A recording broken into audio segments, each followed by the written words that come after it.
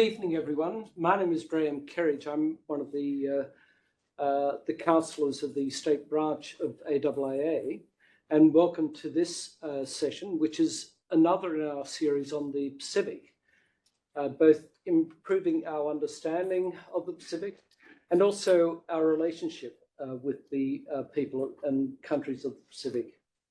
I wish to firstly acknowledge that we're on the land of the Djuragul and Turrbal people and pay my respects to their leaders past and present. I wish also to thank Holding Redley, who very kindly made this space available for AIIA for our regular sessions. That's very generous of them. Now, my colleague, Associate Professor Poppy Sacharado, will introduce the speaker tonight, and I'm sure it's going to be a very stimulating one. At the end of the talk, there'll be the chance for everyone to ask questions, and that includes those of you who are online. If you can message through questions, and then they'll be read out and fed through.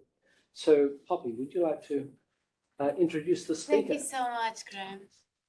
Now, our speaker tonight will be Leata Alaimoana, who was appointed as the inaugural Queensland Trade Commissioner for the Pacific in March 2023. Congratulations.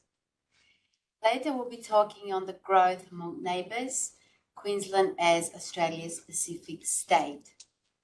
The Pacific Trade Commissioner is part of Queensland's Pacific Engagement Plan, funded under the $150 million Queensland Trade and Investment Strategy 2022-2032 launched last year.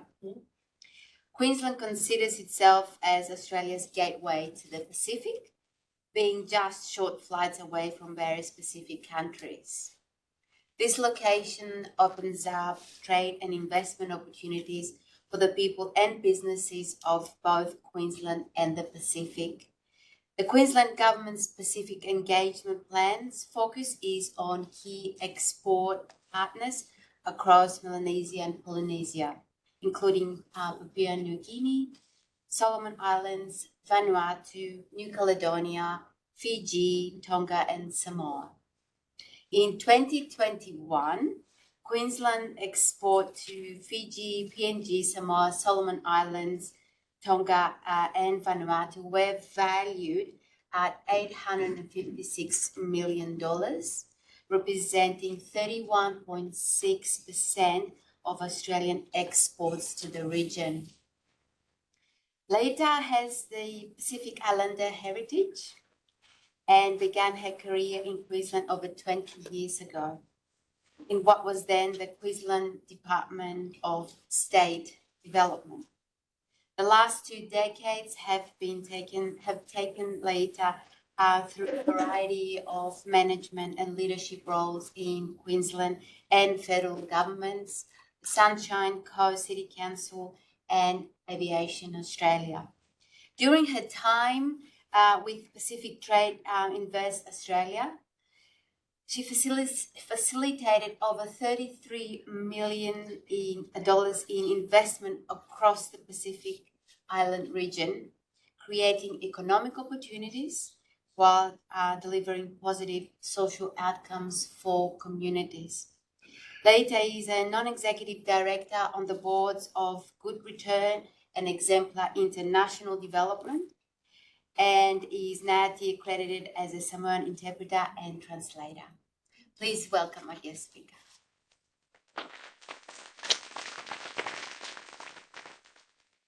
Thanks, Poppy. You just said half my speech.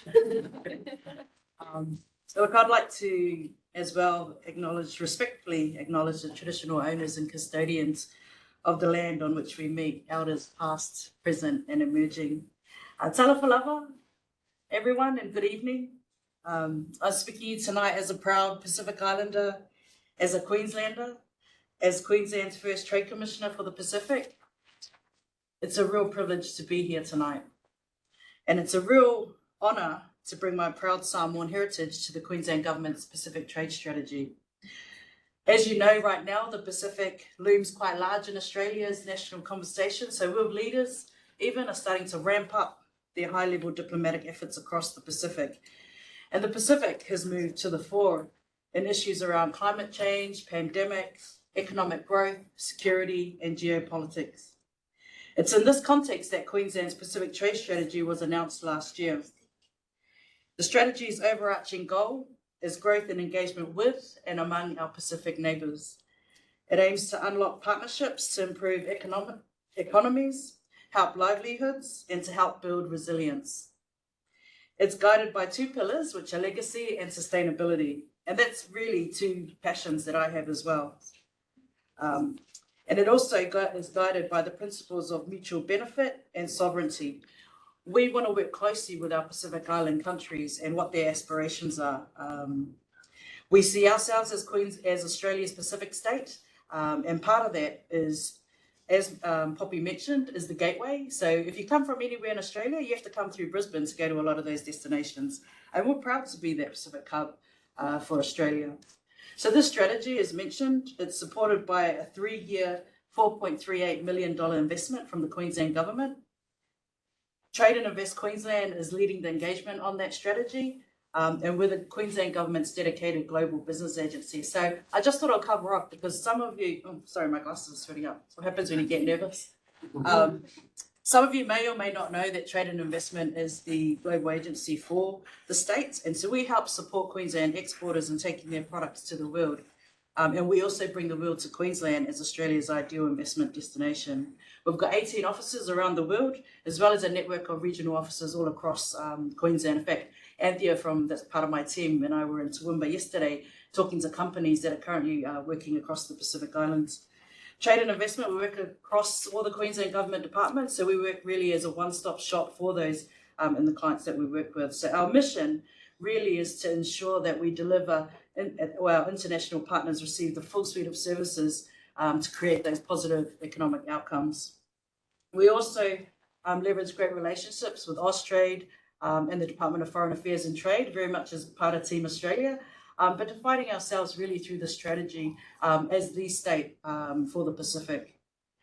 So as mentioned before, TIQ, we're committed to our Pacific neighbours, the nearest of which some are closer than Australian states. Last week I was in New Zealand at the Australia-New Zealand Leadership Forum, and some of them were quite surprised when I said I leave Cairns to go to Port Moresby and get there before I leave Brisbane to Melbourne, and that's how close the proximity is. We share the blue Pacific Ocean, we're connected by our people-to-people links, and there are strong Pacific Islander communities in Queensland, as evident tonight too. Hello, I see a few Pacific Islanders in the crowd today. And Queensland is also home to Australia's only First Nations Islander communities of the Torres Strait. Torres Strait Islanders share deep trade and cultural links to Papua New Guinea. These links continue today under the Torres Treaty. They are part of the long and meaningful history between Queensland and Pacific nations. We're natural trading partners and we're close friends. Connections between us are maintained through education, labour mobility, humanitarian, community programs, and of course, one of my favourites, sport. Queensland's Pacific Trade Strategy was announced last year in November by our Treasurer and Minister for Trade and Investment, the Honourable Cameron Dick.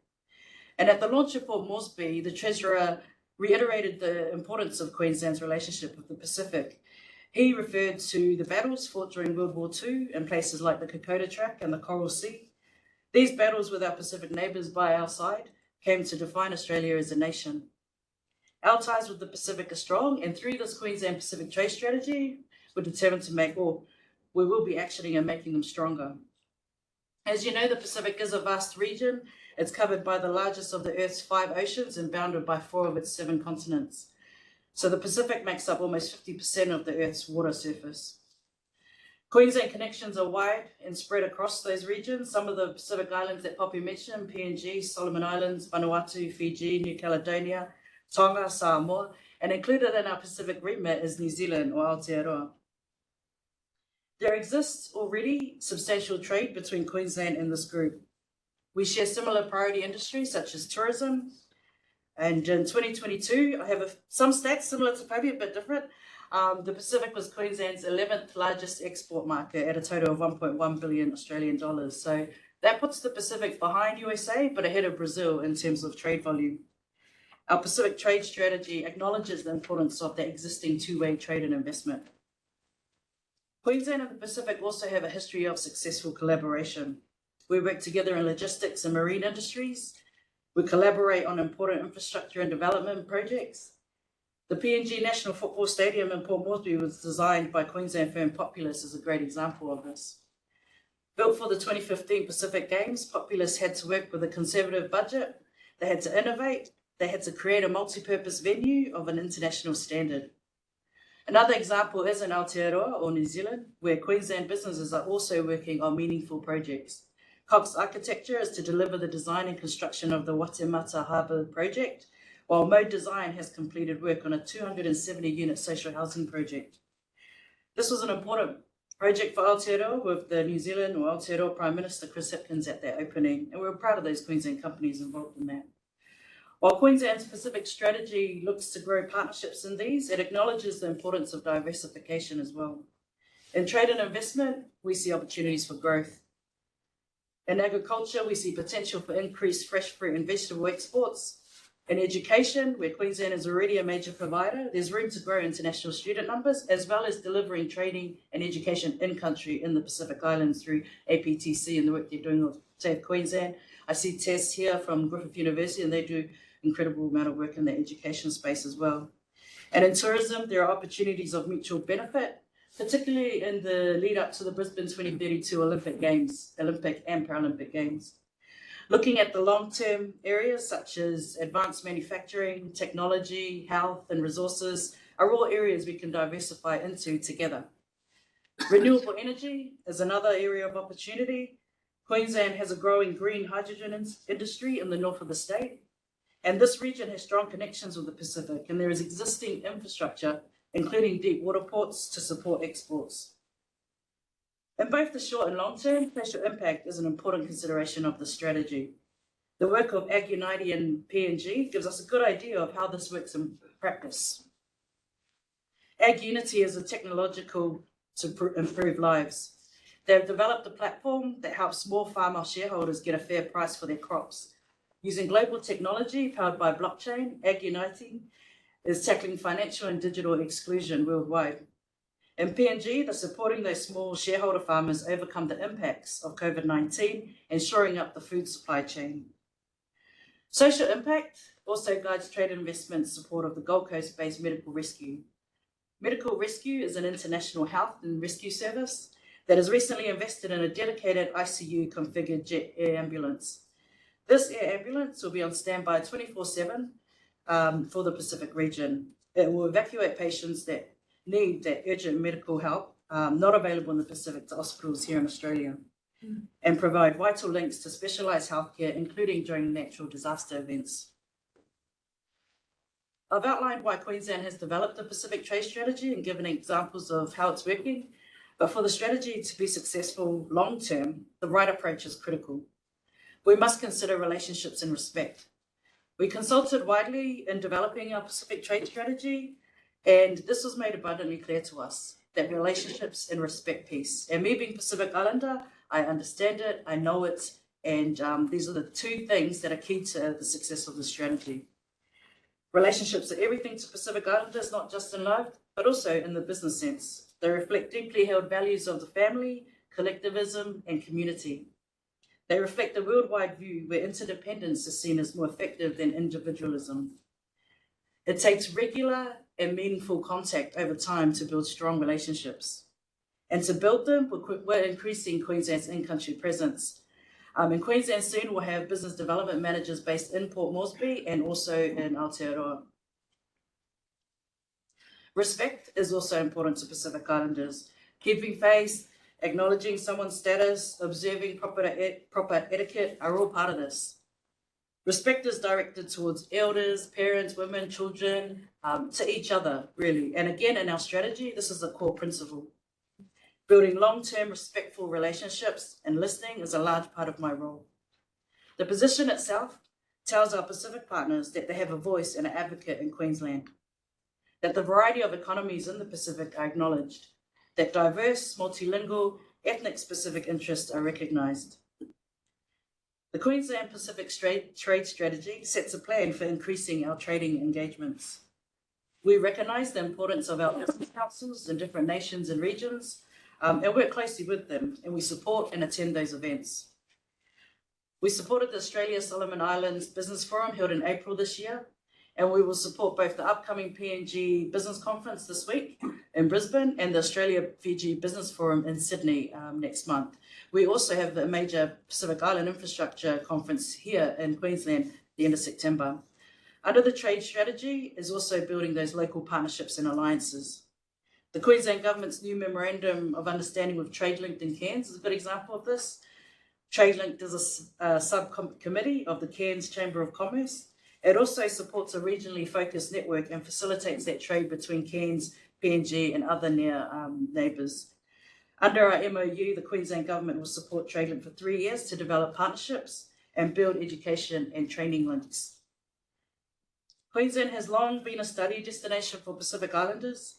36% of our Pacific students studying in Australia do so here in Queensland. As of May this year, just over 30% of Pacific enrolments in Queensland were in higher education and just over 52% were in vet training. Education is an important and long-term initiative. It gives people the knowledge and skills and drive to make those positive changes here and in the home countries that the Pacific Islanders come from. It feeds into research collaborations of mutual benefit, and it's been amazing. Since coming into this role, I've been invited by universities to come and see some of the research work that they're doing.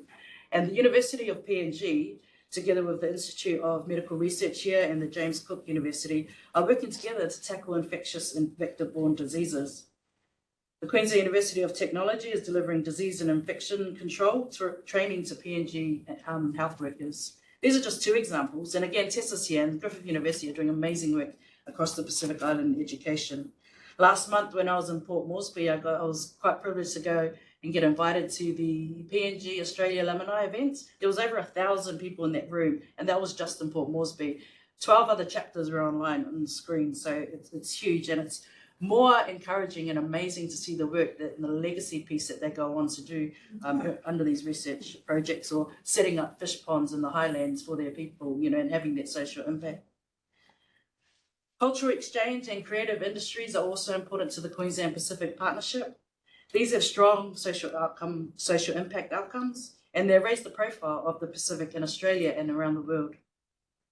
And in sport, Queensland and the Pacific are brought closer together than ever. Sport speaks to our shared values as well. And rugby, both union and league, and that has been often constantly debated, is our shared passion. In 1980, Mamaninga likes to always say that he was the first Pacific of heritage in the NRL. And that's awesome, because since then, the number of Pacifica in the NRL has exploded. And this year's State of Origin alone had over 50 representatives from the Pacifica heritage, with Pacifica heritage. The NRL gives a great example of how multiple cultural identities can be included and celebrated in elite sports. We'll see this again in display in the Solomon Islands later on this year, and at Brisbane 2032 at the Olympics and Paralympics. 2032 will be the Brisbane Games, and there will also be the Pacific Games. Just as Queensland is stepping up to the opportunities of its golden decade, and so too are Pacific nations. Recently, the Queensland Government hosted the Oceania Olympics General Assembly and its companion Step Up 2032 Oceania Conference. At these events, Oceania National Olympic Committees discussed how best to leverage the Olympic opportunity across tourism, trade, and cultural exchange, not just sport. Events like these see Queensland and the Pacific come together for those mutual benefits. A rising tide lifts all boats was the message from Andrew Liveris, the chairman of Brisbane 2032. This is our chance to galvanise a strong and stable and successful Pacific through sport. I hope I've given you some idea of the why and how as it relates to the Queensland Pacific Trade Strategy. As I said in my opening remarks, we believe that Queensland is Australia's Pacific state, and a strong Pacific region is of great importance and mutual benefit. With our remit to connect with the Pacific and foster shared trade ties and grow beneficial opportunities, our ultimate goal is to forge a prosperous future. Together, Queensland and the Pacific will continue our long and enduring ties. Whafte lava and thank you.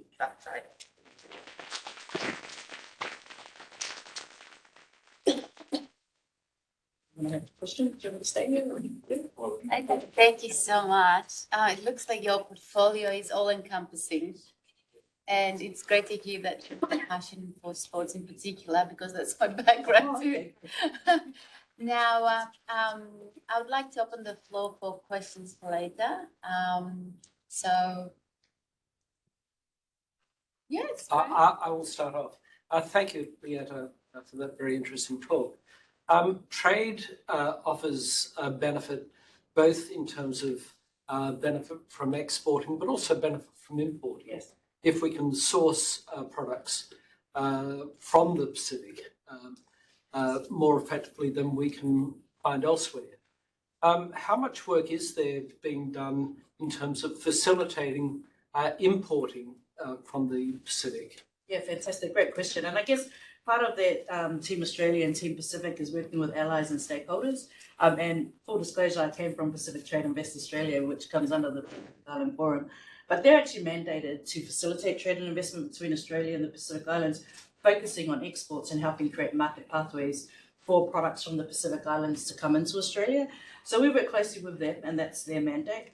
But really, under the Queensland Pacific Trade Strategy, again, we see it as a two-way relationship. We'll do exports, but we are in a unique position too, as we've got commissioners all over the world. My role actually includes that two-way, whereas others are very focused on the outbound only. So we really want to see what those opportunities are. They've been proven, and then sort of by different reasons have sort of moved away from it. But Budrum used to get quite a lot of ginger from Fiji, for example. And we're starting to see more and more people move towards the organics and things that are readily available in the Pacific Islands. So where there are opportunities, I think we will definitely support them in some way. Any other questions? Yes, please. As a Pacific woman, hearing things about trade, Australia trading with the Pacific, America trading with the Pacific, I always have this might be a strong word, but the exploitation of my people at the forefront of my mind. So how do you go into trade, making sure that the locals who are trading in the Pacific sort of benefit without giving up too much of their resources for survival as well? Yeah, good question. And look, it's pretty complex, to be honest. And all we can do is stand by the values and the work that we do and guide the companies to do it. And a big part of it is going in specifically under this strategy is intent. The intent has to be in the right way and the right approach. It has to be intentional investment, it has to be intentional trade. And all those things have to protect both sides of business. We're not going to solve it all, to be honest, and as I mean, it's going to be complex. But all we can do is set the example of this is the way that we're going to trade. And it's important because listening to what the Pacific Islands are saying and what their aspirations are is the same thing. And we want to work hand in hand in partnership with them to make sure that we're not going to that. And the mindsets are changing as well. I was in a round table where they had a lot of the key exporters and importers, and they're talking about infrastructure projects in PNG. They're saying, how do we engage and train up more locals to be able to create their own and subcontract to us? So, 10, 15 years ago, they'd probably just take all the labor from Australia or wherever. It's changing. And there's companies that are already doing it really well across the Pacific. It's about how do we grow that and build it and protect on both sides. Yeah. Yes, please. How many Pacific Island nations are under free trade agreement? Under the free trade agreement? Yes. Well, it's changing, and also because of PACER Plus. So PACER Plus has taken it to another level, and we do know that two of the big economies are not yet under the free trade under that PACER Plus program. So I think it'll be hard. I'll have to go back and have a look, to be honest, because it just got updated again, and it's going to be discussed come the upcoming forum, the economics forum at PIFS this week. So. Yeah. I read the documents where some of the Pacific Islander nations names are not under free trade agreement. So that's right. When will that be? When will you hold it? Yeah, it's a bit of a complex question because the economies are all very different and everyone has different priorities. So as you know, some of them have signed up to the free trade or PACER Plus program, others haven't. Because it's so different, PNG, obviously with over 10 million people, to New Ware, 1,000 people. So the priorities are different in their trade and investments, and also the offerings or what they want to start trading. So some want to trade lots and lots of amounts of kava, and there's things that restrict it. And then others want to do fresh ginger, which at the moment has biosecurity. So there's heaps of different factors that have to go into it that I think are probably complex in those discussions. But ideally, it would be great. I mean, that's the aspiration that everyone's have, is more free trade. And part of it too is within the realm of what government can do, what we can do, and there's things that are outside of what we can do. But there's also things that are in spheres of influence where we work really closely with our Pacific Island governments. And I know we've been having really awesome talks with PNG, Samoa, Vanuatu recently about that business enabling environment, and shifting and changing and advancing some of the things that are under those agreements. Just last question. The import and export, Papua New Guinea is not registered, I've been told. Who will apply? Individuals to apply, or under the country name to apply for import and export? For here in Australia. For product? For license, yeah. Oh, for a license, yeah, Yes. you'd have to go through the federal. That'll be federal government. Yeah, we can send you, if you give us your details. I did attended Pacific Island Nations Forum here in Brisbane. Yeah. And I asked that question to Federal Minister of International Development. Yeah. And he told me Papua New Guinea is not registered. Yeah. So I asked him why, and he said anyone can apply. So if you can send the Yeah. It depends on what you want to export. We've got people that find they're exporting big, large amounts of containers of product, and you have people that are exporting small amounts of 500 billions a month, you know, so it really depends on what you bring in, because wrapped around it is, depending on what it is biosecurity or customs control and things like that. So to protect both sides of the borders. Thank you. Yes, please. Thank you, Faftai Leata. Just on that point, I would just to add to what the Commissioner's already said, I think it's important to remember that PESA Plus doesn't give any increased access to any country in the Pacific. All those countries already had full access to Australia via Spartica, which is a pre-existing agreement. So the fact that Papua New Guinea is not a signatory to PESA Plus has no impact on that country's ability to trade with Australia. But my question is around, kind of touches on one of the points you made around the, Torres Strait and Indigenous people and Indigenous communities here in Australia. And I just wonder what the thinking is around using those pre-existing trading ties and relational ties between the Pacific, particularly Melanesia, but the Pacific and the First Peoples of Australia. What are the opportunities there to create trade and investment pathways in both directions? Yeah, great question.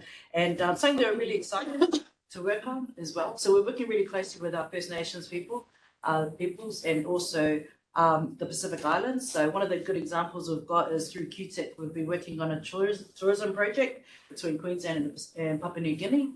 And also, again, at the Australia-New Zealand Leadership Forum last week, there was a panel discussion around it that included Indigenous and also the Pacific Islands engagement. And we can see that there's a lot of trade and investment opportunity. And for us in Australia, we really need to utilise that more.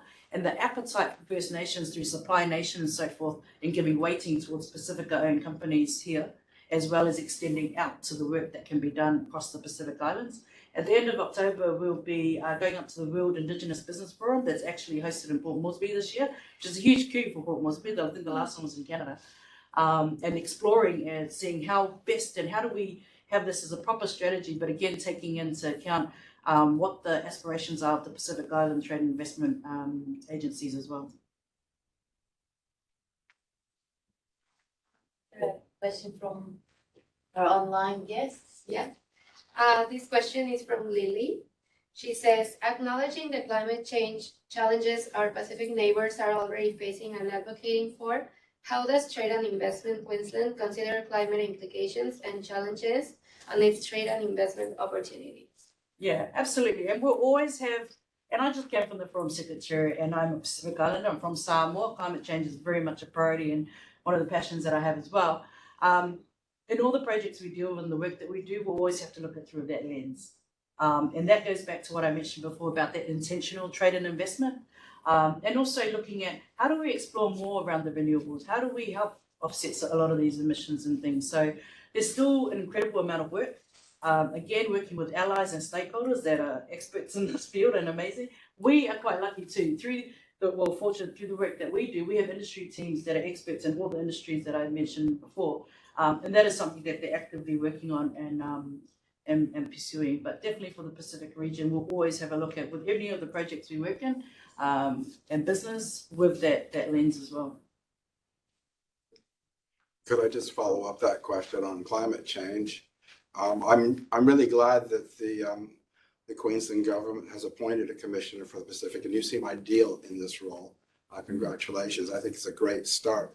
But I do think that and beyond trade, beyond talking about climate change in a trade context, I think that if Queensland is going to be taken seriously, we need to get involved in their agenda, and they're very much concerned about climate change. Beyond what is happening around climate change and trade in the Queensland government, is there any projects or policies going on that engage the Pacific Islanders in a discussion about their concerns about climate change? Yeah, there's several. I think there was one recently at one of the universities, which said mind blank. There are a lot of conversations happening. I know ANU is spearheading a lot of work around that, and things outside in the Forum Secretariat have a whole dedicated section, and it's geared up and lists working closely with SPREP that's based in Samoa around all the climate change issues and things. And what about Queensland government? Oh, us, yeah, actively, we're involved in it as well. And this morning we're out at one of the manufacturing companies that's doing renewable sort of mobile battery storage fuel, and it's pretty amazing stuff. But that's all part of it, and working closely together with our industry teams. Thank you. Yeah, my question sort of follows on from that. It's good that renewable energy is on the agenda, but it's also a fact that Queensland is a major miner and exporter of fossil fuels. Does the fact that Queensland is still opening up new coal and gas fields, does that cause reputational damage for Queensland in the Pacific, or does this seem more as a national issue? Do you get people say, well, okay, you're doing all this, but you're just opening a new coal mines, what are you going to do about that? Yeah. I mean, that's a pretty complex question as well, and it's exactly what you described it. So we have to work hard on how do we influence things with positivity under what we're trying to push. There are things that are way above what I'm doing, but where we can influence it for the Pacific, we are. So when things are happening, but I think there's a lot of conversation now happening at a federal level around that and the Pacific Islands. And that part and that disconnect needs to be worked on in some way. True, because Queensland is part of the solution, but it's also part of the problem. Absolutely. And I know what you're saying in that space. But again, in the realm of what we can do and what we can't, we'll definitely use what we can to influence. But yeah, there's things that, as you know, complex. So. Anyone else? Yes. I'll ask another one. Can you talk about the links between the various labour mobility programs that there are with the Pacific and the way that Queensland sees trade implications? Yeah. I mean, labour mobility, to be honest, is probably not an area of focus because there are other areas in our government that look after them. So DAF, as you know, they're looking after the labour mobility, seasonal work. But we do help them with the pastoral care support when they do need it, because part of my role also works with a lot of the diaspora that's based here in Queensland. With trade, it's definitely had an impact. Labour mobility is one of those things, and this gentleman here is doing a whole study around it. He'll probably come up with some answers for us.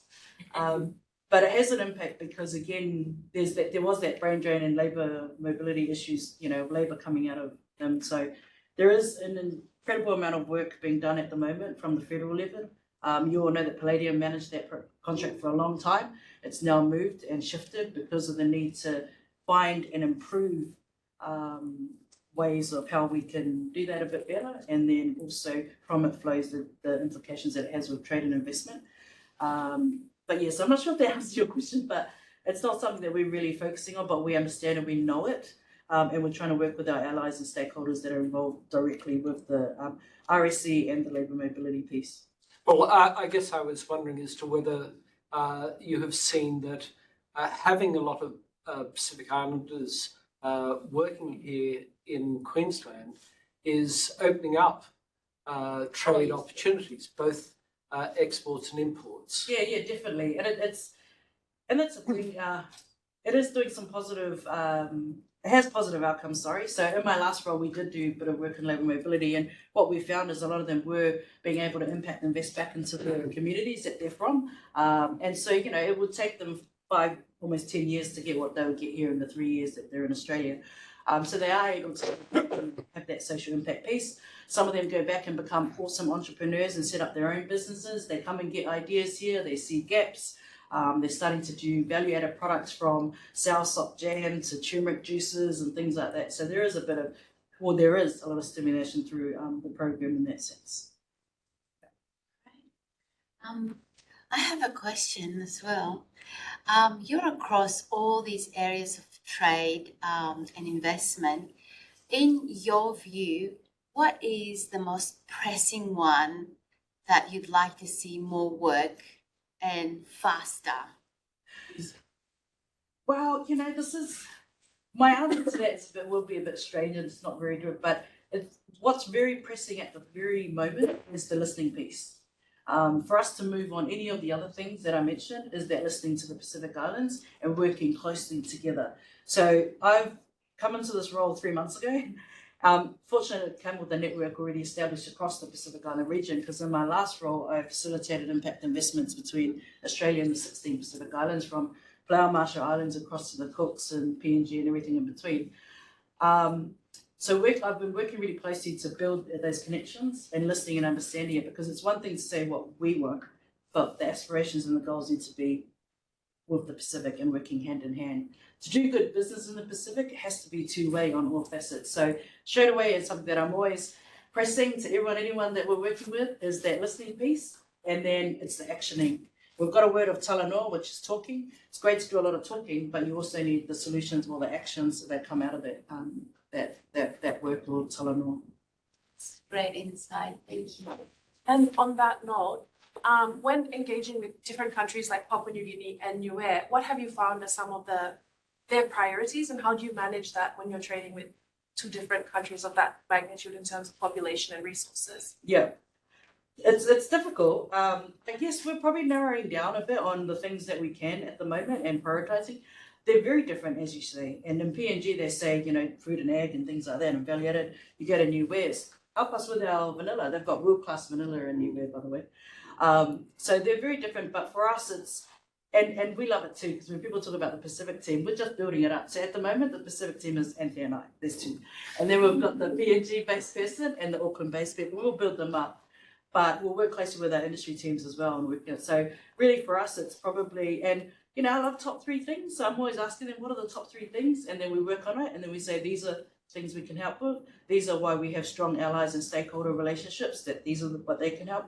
And also relying on them in that piece. So, yeah, we're not going to be able to solve everything and do everything all at once. And really, it's a 3-year strategy to begin with. And we'll probably have some learnings along the way and have to change things depending on what's happening. And you have to shift. But again, going back to that listening piece, because sometimes we go in and we go, oh, infrastructure. And then, one of the Pacific Islands, well, actually, we need lights in the hospital so that the women can give birth with light, So you've got to shift and go, that doesn't fit, We've got to listen, but we can help in that space. So, yeah. Yeah, we've got a question at the back and then another one. Sorry, to ask a second question. You did mention carbon. So I will ask, and I'm sure I'm not the only one that would like to know the answer to this, and I'm not sure that you know the answer to this. When is the federal government going to tell us what's happening at the end of this year when the import trial closes out? Your guess will be as good as mine. Well, look, we know the pilot's been going well. There's been a few hiccups here and there, but we're all keen to find out, and hopefully, it'll go ahead as something more rather than the pilot. So, But yeah, if you asked me before if there'll ever be a kava bar in Brisbane, I would have laughed. But there you go, there's a kava bar in Brisbane. So yeah, but if anything happens, we'll be sure to share it. Yeah, please let us know when you do. This is an online question from Penelope. Could you give us more facts and figures about the levels of Queensland private sector investment in the Pacific and what areas they're focused on? Yeah, for sure. You know, Penelope, drop your contact details and we'll send it on to you for the breakdown. So that was probably from the forum. We can give from their data and stats for the last 3 years. We could probably send to you. Beautiful. Okay, well, yeah. Just another question. How important is the Pacific Island community here in southeast Queensland? Because it's a big one. I come from Logan City, and there's a huge Pacific Island community there.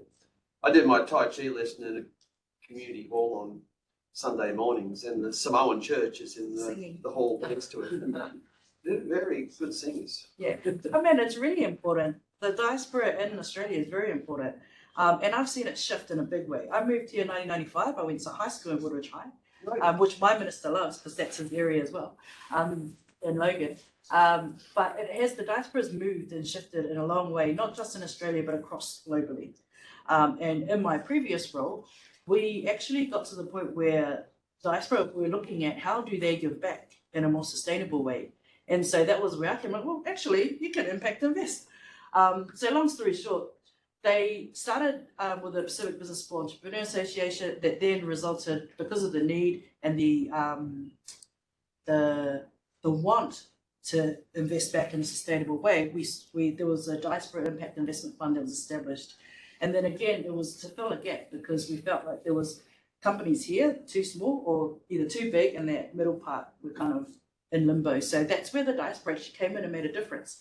And we found that it wasn't just the financial investment that was important, it was actually the connections. And so as Pacifica people, we're pretty social. Like we get it, we go into a room, we just start networking straight away.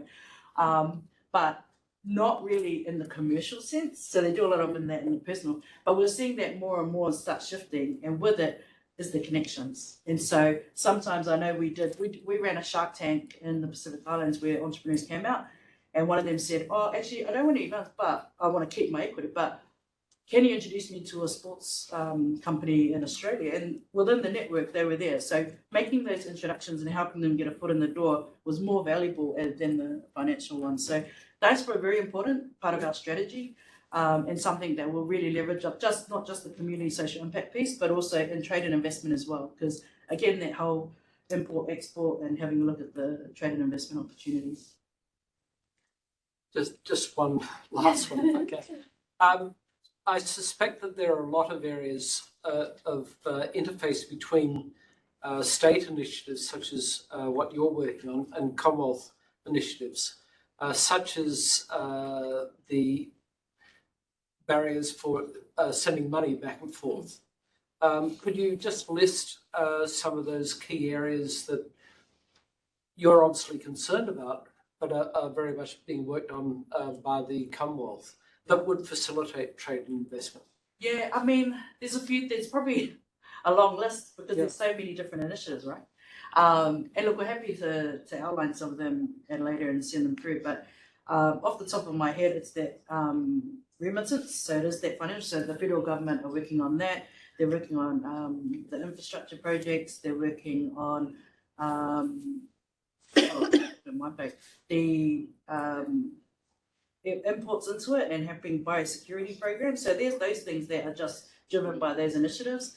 One of the things we've worked really closely with them together is the sports diplomacy. So sports diplomacy, we had the Queensland Reds playing Moana Pacifica in Samoa, Rugby Australia ran clinics alongside and all that. But then you had Queensland Reds fly over their sponsors and supporters. So you had that opportunity. All of a sudden you've got these MDs and CEOs of multinational companies in the middle of the Pacific that you never normally would have, right? So it's leveraging sports diplomacy pieces. So we work quite closely with federal government in that space and the Commonwealth. And also now we're getting more involved. Next week we'll be in Canberra with Office of the Pacific, talking about how we plug into it and are we able to influence things that and work closely with the Pacific, and also across the Indigenous programs that they're doing, and how we get First Nations to Pacific Island First Nations as well. Yes, last question. So now that there's a commissioner for the Pacific, I was wondering how important, or are they looking for you or trying to approach you in terms of Chamber of Commerce's representing those Pacific nations based in Queensland? Yeah, we are. And from my previous role, I do have good relationships with all the chambers of commerce across the Pacific Islands, but some of them have been quite proactive and they're already engaging with us. End of September, the Pacific Island Infrastructure Conference here in Brisbane, they're actually coming over. So all the CEOs of the chambers of commerce, their chairmans, and also the ministers for those areas will be here as well. So we'll probably look at doing something with them together in one room as well. But yeah, definitely there's been a few that are proactive, and again it goes back to they're quite different, and so you've got those that are bigger economies, but so Fiji and PNG straight away they're emailing me, how can we what can we do together? And then the smaller ones too, that probably work, and we'll work with them as the small island states have that group that they have as well. Because from my experience, the diaspora can really mobilize people. Yeah, absolutely. Yeah. That looks like the Queensland Trade Commission, the Pacific, is in very good hands.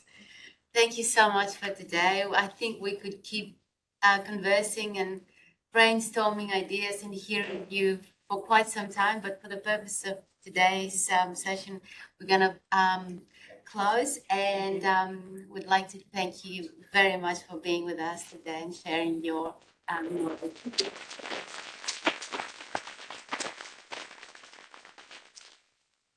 Yes, thank you very much, Leata. And you are also a member of AAA Queensland for the next 12 months. So hopefully we'll see you back here again very soon, because we will be doing more events on the Pacific. But we have some exciting events coming up in the next month. August the 23rd, we've got a book launch. The book is called Forgotten Warriors, History of Women on the Front Line. And the author and the speaker that night is Associate Professor of International Relations at the University of Queensland, Dr. Sarah Percy. This is about 20th century conflicts where women were soldiers, like World War II. But it goes way back. It goes back to Joan of Arc as well. So that's one not to miss. September 12th, we have another event that night, Seafaring Diplomacy, the Politics of Large Marine Protected Areas in the Pacific. And the speaker that night is Dr. Melody Ruitt, who's a lecturer on the School of Justice at Queensland University of Technology. Her research focuses on ocean governance and the politics of conservation and the environment, another very good event. So just keep an eye on the AAA website. Keep an eye out for emails, which will be coming out pretty regularly. And thank you once again for coming along tonight. Thank you very much.